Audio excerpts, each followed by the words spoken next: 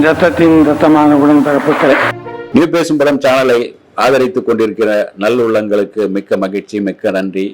உங்களுடைய ஆதரவை வேண்டி விரும்பி மீண்டும் கேட்டுக்கொள்கிறோம். தொடர்ந்து புரட்சி தலைவரை பற்றிய எத்தனையோ விஷயங்கள் போட்டிருந்தோம். இன்றைக்கும் ஒரு புதிய விஷயத்தோடு தான் உங்களை சந்திப்பதில் மகிழ்ச்சி. அதாவது நிறைய பேர் என்ன சொல்லுவாங்கன்னா, எம்ஜிஆருக்கு நடிக்க தெரியாது, வெறும் கத்தி சண்டை போடும், அது கத்தி சண்டையும் அது ஒரு கத்தி வீரன் அப்படின்லாம் சில பேர் சொல்லுவாங்க. இது கத்திய சுழற்சி பார்த்தாதான் அவங்களுக்கு தெரியும். கத்திய கையில பிடிக்க பயப்படுற ஆட்கள், கத்திய கையில பிடிக்க தெரியாதவங்களாம் அட்டை கத்தியெல்லாம் கதை விடுவாங்க. அதை நம்ம பெருசா எடுத்துக்க வேண்டாம், விடுங்க, அந்த ஆசாமிங்கெல்லாம் விடுவோம்.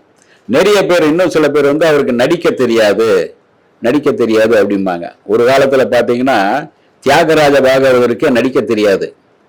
அவர் தன்னுடைய குரலை வச்சு மக்களை மயக்கிட்டு அப்படியே ஒரு படத்தை 50 பாட்டு 60 பாட்டு 100 பாட்டுன்னு பாட்டு பாடி குரலை வச்சு மயங்கிட்டு போனார். அவருக்கு அடுத்து வந்தவர் தான் உங்களுக்கு பியு சின்னப்பா. பியு சின்னப்பா அவர் பாடவும் தெரியும், நடிக்கவும் தெரியும், சண்டைக்கா போடவும் தெரியும். பியு சின்னப்பா யாருன்னா நம்ம புரட்சி தலைவருக்கு ரொம்ப வேண்டியவர். அவருடைய ஏறக்குறைய புரட்சி தலைவர் அவருடைய சிஷ்யம் மாதிரி. அவரை பார்த்து தான் தன்னை இந்த எக்ஸசைஸ் பண்றது. அவர் நாடகத்துல ஒன்னா இருந்தவங்க. பியு சின்னப்பா, எம்ஜி சக்கரபாணி, எம்ஜிஆர் இவங்கெல்லாம் நாடகத்துல ஒன்னா இருக்கும்போது இவர் தான், பியு சின்னப்பா தான் இவங்களுக்கு ஊக்கப்படுத்துவார்.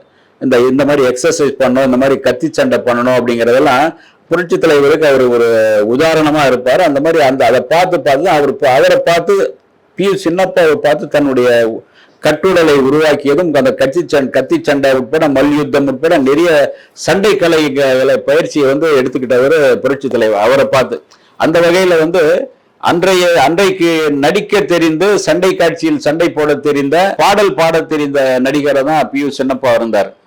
இப்படி அவரை கூட நிறைய பேர் சூப்பர் ஸ்டார்னு சொல்ல மாட்டாங்க.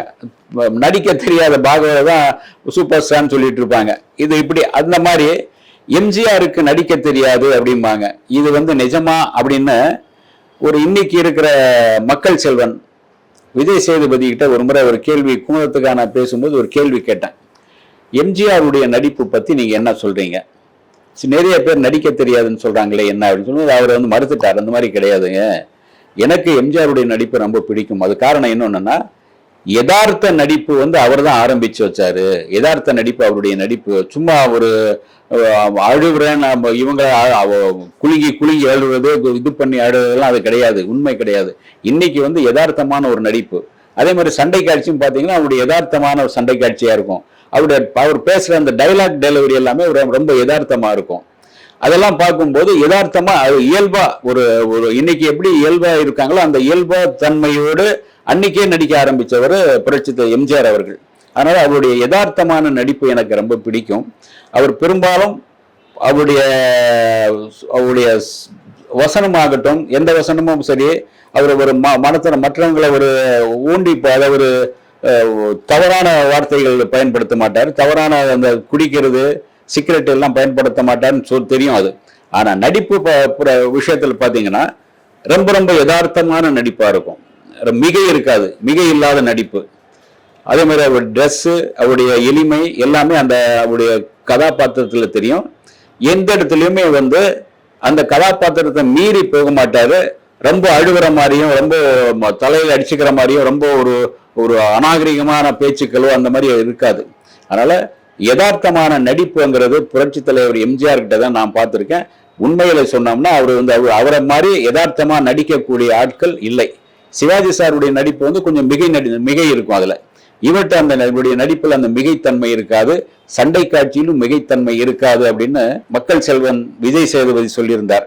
அதுதான் உண்மை. நீங்க உடைய சிலம்பாட்டம் பாத்தீங்கன்னா, சிலம்பு சண்டை பாத்தீங்கன்னா, சிவாஜியுடைய சிலம்பு சண்டை பாத்தீங்கன்னா நீங்க ஏதோ உதறிக்கிட்டு இருக்க மாதிரி இருக்கும். அதாவது நெல் உதறுவாங்கல்ல, அந்த மாதிரி இருக்கும்.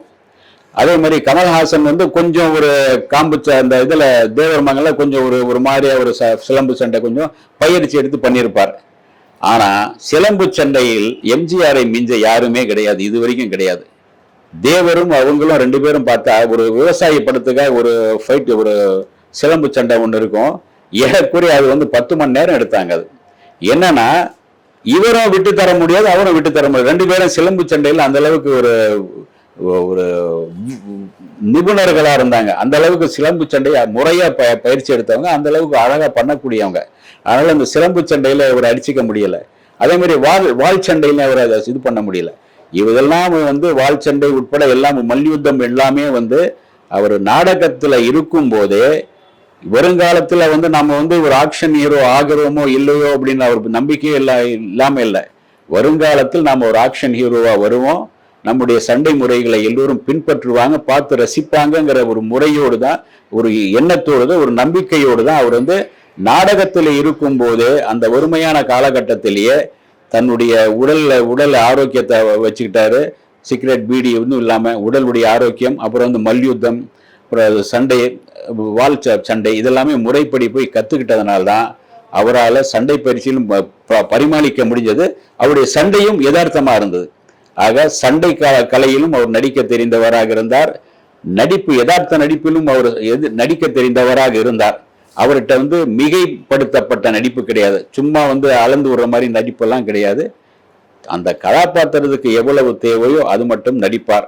யதார்த்தமான ஒரு நடிகராக தான் புரட்சி தலைவர் இருந்தார் என்பதை இதன் மூலம் நான் சொல்லிக்கொள்ள ஆசைப்படுகிறேன்.